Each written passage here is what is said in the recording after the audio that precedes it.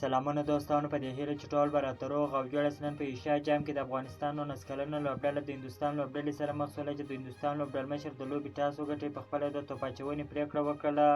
د افغانستان لوبډلې بیا ډېره خرابه ناکامه توپوهنه وکړله. د ټولو لوبغاړو په سوځېدو سره په 50 اورونو کې 102 منډې جوړې کړلې.